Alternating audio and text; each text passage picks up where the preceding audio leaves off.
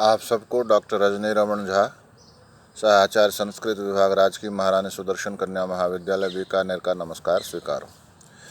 हमने शुकनासोपदेश के 11 अनुच्छेदों का पारायण कर लिया था। अब हम इससे आगे चलते हैं। कहते हैं यथा यथा चेयम चपला दीप्यते तथा तथा दीप शिखेव कज्जल मलिनमेव कर्म केवलम उद्वमति। कि जैसे कोई दीपक होता है तो दीपक, जैसे दीपक की शिखा जो है जितनी चमकती है उतना ही उसमें से धुआं निकलता, उतनी ही कालिख निकलती है ना।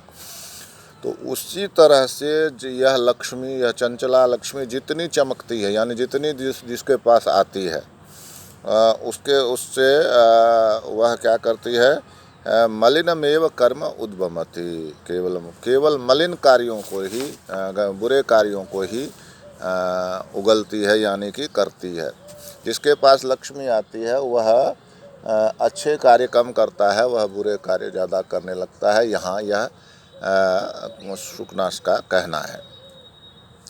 दीप शिखा चमकती है तो जितना चमकती है उतने ही उसमें से वो धुआं कालिख निकलती है। तो उसी तरह से लक्ष्मी जितनी चमकती है उसने मलिन कर्म जो है, जो काले कर्म जो हैं उतने ही ज़्यादा यह उगलती है। तथा ही इयम संवर्धन वारी धारा, और यह जो है साथ ही यह क्या है, संवर्धन वारी धारा, जल की धाराओं से वार धारा तृष्णा विश्वल्ली नाम। यह जो जल की धारा है, जल की धारा से क्या होता है कि वल्लियों का, लताओं का क्या होता है, पोषण होता है। जल की धारा आप लताओं में डालेंगे तो पोषण होगा। तो यह जो है, यह एक तरह से ये संवर्धन वाली धारा किसके लिए है, कहते हैं तृष्णा रूपी लताओं, आकांक्षा रूपी, ज़्यादा से ज़्यादा पाने की आकांक्षा रूपी उसके लता के लिए, तृष्णा रूपी लता के लिए यह बढ़ाने के लिए संवर्धन वाली धारा है। इसको बढ़ाने के लिए, उसको फैलाने के लिए जल की धारा के समान है यह लक्ष्मी। व्याध गीत इंद्रिय मृगाणाम, और जो इंद्रिय रूपी मृग हैं, इंद्रिय रूपी हरिण है, उनके लिए यह व्याध गीति है। व्याध यानी बहेलिए का जो गीत होता है। बहेलिया क्या करता है, बहेलिया जब वो इंद्रिय, ये जो हरिण होते हैं, हरिण यदि वह आसपास नहीं होते हैं तो वह व्याध गीत गाने लगता है। तो गीत गाने लगता है तो वो हरिण चल के आ जाते हैं किसके पास, उस व्याध के पास। और जब उसके पास आ जाते हैं तो उसको मारने में उसको आसानी हो जाती है। तो यह जो लक्ष्मी है वह कैसी है, तो व्याध गीति इंद्रिय मृगाणाम, इंद्रिय रूपी मृगों के लिए यह उसी तरह से बहेलिए का गीत है। इंद्रियां इस लक्ष्मी के कारण उसके, जिसके पास लक्ष्मी होती है उसके पास जाना पसंद करती हैं, और वहाँ जाने के बाद वो उसी तरह से चोट खाती हैं जैसे कि मृग चोट खाते हैं। निवास जीर्ण बल भी धनमद पिशाचिका नाम। निवास जीर्ण बल भी, घर की जो जीर्ण बल भी है, अटारी, हम लोग ये मानते हैं ना कि जो घर की अटारी है उस पर क्या है, वो है पिशाच रहते, पिशाची रहती। तो यहाँ पर ये कह रहे हैं, शुकनास कह रहे हैं, बाणभट्ट जो लेखक हैं वे कह रहे हैं कि निवास जीर्ण बल भी, जो ये पुराना खंडहर सा है, उसकी जो वल भी है, उसकी जो अटारी है, उस अटारी पर रहने वाली जो धन के अहंकार रूपी पिशाची है, धन के अहंकार रूपी जो पिशाची है, उसके लिए, उसके रहने के लिए यह पुराने निवास की अटारी है, खंडहर हुए निवास की अटारी है। जैसे कोई पुराना खंडहर है ना, हम उसमें मानते हैं भूत रहते हैं, पिशाच रहते हैं, तो जाने से डरते हैं वहाँ। तो यहाँ ये कह रहे हैं कि उस अटारी पर, वहाँ ऊपर जो है वो अटारी है बनी हुई, और उस पर जो है वह पिशाची रहती है, पिशाच रहता है। तो ये कहते हैं कि जो धन के अहंकार रूपी जो धन का जो अहंकार जो होता है वह एक पिशाच के समान है, और उस पिशाच के रहने के लिए यह क्या है, यह लक्ष्मी क्या है, तो कहते हैं कि वो पुराने खंडहर की अटारी के समान है। धन का अहंकार रूपी पिशाच कहाँ रहता है? लक्ष्मी में। यह कहना चाहिए। इसके बाद क्या कहते हैं कि शास्त्र दृष्टि नाम पुरः पताका सर्वा विनया नाम। ये जो शास्त्र दृष्टि नाम पुरः पताका, जो शास्त्र दृष्टि वाले लोग हैं, इस शास्त्र दृष्टि वाले लोगों का मतलब क्या है? जिनके शास्त्र दृष्टि है, माने अच्छी दृष्टि है, जो चीज़ों को समझते हैं उसको कहते हैं शास्त्र दृष्टि नाम। तो शास्त्र दृष्टि नाम पुरः पताका, तो उसके उनके सामने क्या है? पुरः पताका, आगे आगे झंडे लहराते हुए लोग चलते हैं। तो यह सर्वा विनयानम, सभी प्रकार की दुष्टताओं के लिए, सभी प्रकार की जो अभिनय है, मतलब दुराचार के लिए यह क्या है? पुरः पताका, आगे आगे फहराने वाला झंडा है। जैसे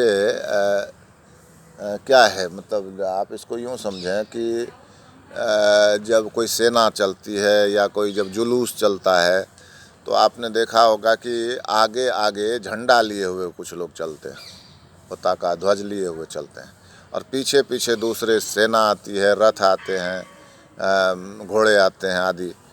तो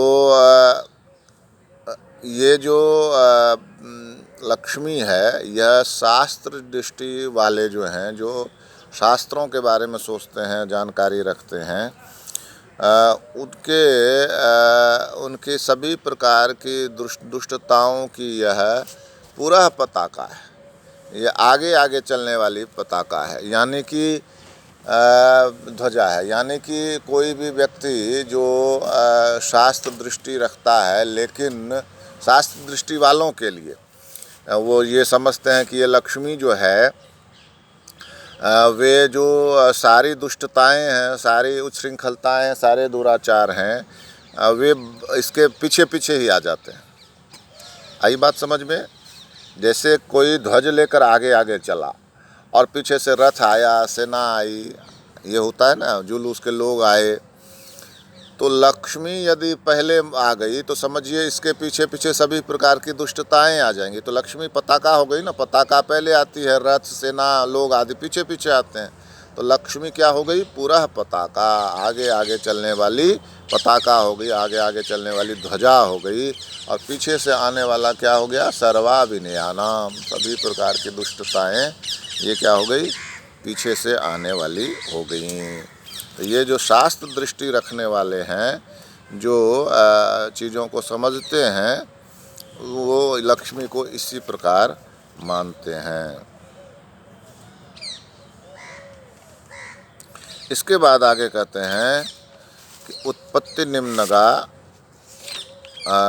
क्रोधावेग ग्राहाणाम, क्रोध और आवेग रूपी ग्राह के लिए, की उत्पत्ति के लिए यह निम्नगा है, नदी है।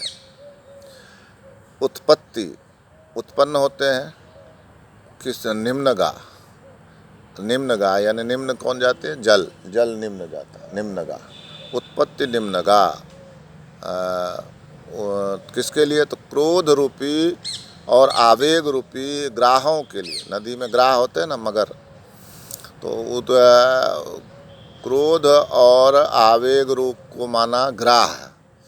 और इसके ये कौन सी नदी में उत्पन्न होती है? तो कहते हैं ये उत्पत्ति निम्नगा, ये लक्ष्मी जो है, ये उनकी उत्पत्ति के लिए मानो नदी है। आपान भूमि विषय मधुनाम, विषय मधु के लिए, विषय मधु, विषय रूपी जो मधु है, यानी कि शराब है, विषय रूपी शराब को पीने के लिए यह आपान भूमि है। आपान भूमि कहते हैं जहाँ शराब पी जाती है। तो विषय रूपी सुरा को पीने के लिए सुरा स्थल है, जहाँ बैठकर सुरा पीते हैं, वो सुरा स्थल है यह। संगीतशाला भ्रू विकार नाट्यानाम। और भ्रू विकार जो जब क्रोध से भौहें टेढ़ी हो जाती हैं, काम क्रोध मद लोभ मोह से भौहों का रूप बदल जाता है। आप देखेंगे गुस्से में आँखें लाल, भौहें टेढ़ी, इस तरह से। तो जो भ्रू यानी भौहों के विकार रूपी नाटक होते हैं, जो नाटक करते हैं ना, तो नाटक में भी क्या होता है कि भौहों को चलाते हैं, चेहरे का हाव भाव बदल के बताते हैं। क्यों? क्योंकि उस पात्र को निभाना होता है। तो इसको भ्रू विकार नाटक एक तरह से कह सकते हैं। भ्रू विकार जो है ये नाटक में आवश्यक है। तो भ्रू विकार नाटकों के लिए यह संगीतशाला के समान है। मतलब संगीतशाला मतलब नाटक भूमि, जहाँ नाटक खेले जाते हैं, थिएटर। तो जहाँ भ्रू विकार गुस्से में, क्रोध में, काम क्रोध मद लोभ मोह मत्सर में जो भ्रू विकार होते हैं, ऐसा जो नाटक में किया जाता है, तो ये मानो काम क्रोध मद लोभ मोह से उत्पन्न भ्रू विकार रूपी नाटक की ये रंगभूमि है, संगीतशाला है, रंगभूमि है। आई बात समझ नहीं आई होगी। तो इसको ऐसे समझो कि जो नाटक करते हैं, तो नाटक के लिए एक रंगभूमि होती है जहाँ नाटक करते हैं। और नाटकों में क्या होता है, तरह तरह के हाव भाव बनाए जाते हैं, तो उसमें भ्रू विकार भी होता है। तो यहाँ कहते हैं जो भ्रू विकार, ये गुस्से आदि का जो क्रोध वेग का है, क्रोध और आवेग रूपी जो ग्राह है, उसके लिए नदी बताया। तो क्रोध और आवेग से जो चेहरा मोहरा बदल जाता है, भौहें बदलने लगती हैं, उनके लिए कहा कि यह मानो यह लक्ष्मी संगीतशाला है। यानी यहाँ लक्ष्मी जिसको प्राप्त हो जाएगी, उसके अंदर काम क्रोध मद लोभ मोह मत्सर का ज़्यादा उसमें आवेग आ जाएगा, और इस कारण से उसका भ्रू विकार जो है वह बढ़ जाएगा। तो जैसे क्रोध होगा तो भौहें टेढ़ी हो जाएगी, काम होगा तो आँखें लाल हो जाएंगी, काम क्रोध मद अहंकार होगा तो एकदम बिल्कुल गर्दन अकड़ करके चलते हैं। मद लोभ हो जाए तो देखते हैं चेहरे पर चापलूसी का भाव आ जाता है। लोभ काम क्रोध मद लोभ मोह हो जाए तो भी वही गुस्सा आता है। मोह मत्सर ईर्ष्या हो जाए तो भी परेशानी है। तो इन सब के लिए इन सब के कारण से जो भ्रू विकार होता है, भ्रू विकार मतलब चेहरे का बदलाव होता है, हाव भाव जो परिवर्तित होते हैं, तो वो एक नाटक जैसा लगता है। और उस नाटक की वो क्या है, रंगभूमि है, वह लक्ष्मी। आवास दरी दोषासी विषाणाम, दोष रूपी सांपों के रहने के लिए यह गुफा के समान है। जैसे गुफाओं में सांप रहते हैं ना, उसी तरह से लक्ष्मी में दोष रूपी सांप रहते हैं। उत्सरण वेत्रलता सत्पुरुष व्यवहाराणाम, सत्पुरुषों के व्यवहार को दूर करने के लिए यह मानो उत्सारण की बेंत की लकड़ी है। बेंत की लकड़ी होती है ना, जो पुलिस वगैरह के हाथ में देखी होगी, उससे वो क्या करते हैं, हटो हटो हटो ऐसे करते हैं। तो उत्सारण वेत्रलता, हटाने के लिए, भगाने के लिए जो बेंत की लकड़ी होती है, यही है लक्ष्मी उनके लिए। किनके लिए? तो सत्पुरुष व्यवहाराणाम, सत्पुरुषों के व्यवहार के लिए। यानी सत्पुरुषों के व्यवहार को यह मानो हटा देती है बेंत की लकड़ी के समान। यानी लक्ष्मी आ जाए तो सत्पुरुषों का व्यवहार बदल जाता है, ये तात्पर्य है। अकाल प्राविट गुण कल हंस का नाम, और जो गुण रूपी कल हंस हैं, राजहंस हैं, उनके लिए अकाल प्राविट, अकाल की वर्षा है। तो अकाल की वर्षा होने से क्या होती है कि कल हंस को जो वो दूर भाग जाता है, दूसरी तरफ चला जाता है। तो जो हमारा गुण रूपी कल हंस है, राजहंस है, उसके लिए बिना समय की वर्षा है, और वो हम लक्ष्मी हमारे गुणों को दूर कर देती है। विसर्पण भूमिर लोकापवाद विस्फोट का नाम, और लोकापवाद रूपी जो विस्फोटक होता है, घाव होता है, फोड़ा होता है, उसके फैलने की जगह है। यानी कि जो लोकापवाद क्या हुआ, लोकापवाद होता है कि जैसे किसी के बारे में कुछ गलत बात चल गई, तो इसी प्रकार लोक निंदा समझ लीजिए। तो लोक निंदा को फैलाने की यह क्या है, लोक निंदा रूपी फोड़े को फैलाने की यह विसर्पण भूमि है, यह विसर्पण भूमि है, यह वो उसको फैलाती है। विसर्पण का प्रस्तावना कपट नाटक से, और कपट नाटक छल रूपी नाटक की यह भूमिका है। जैसे नाटक की भूमिका होती है ना, उसी तरह से छल रूपी नाटक की यह भूमिका है। कदलिका काम करिणः, और काम रूपी हाथी के लिए यह कदली के समान है। कदली केला होता है ना, केला हाथी को बहुत प्रिय होता है, तो काम रूपी हाथी के लिए यह कदली के समान है लक्ष्मी। वध्यशाला साधु भाव से, साधु भाव जो अच्छे अच्छे भाव विचार होते हैं उनकी ये वध्यशाला है। जैसे कसाई के उसमें काट देते हैं ना उसको, तो वध्यशाला है। तो साधु भावों को, सुंदर विचारों को ये लक्ष्मी कटवा देती है। राहु जिह्वा धर्मेंदु मंडलस्य, और धर्म रूपी चंद्रमंडल के लिए यह राहु की जिह्वा है। चंद्रमा को राहु ग्रस लेता है ना, तो धर्म रूपी जो चंद्रमा है उसके लिए यह लक्ष्मी राहु के समान है। इस तरह से आज हमने 2 अनुच्छेदों का पारायण किया। शेष अनुच्छेदों का पारायण हम आगे करेंगे।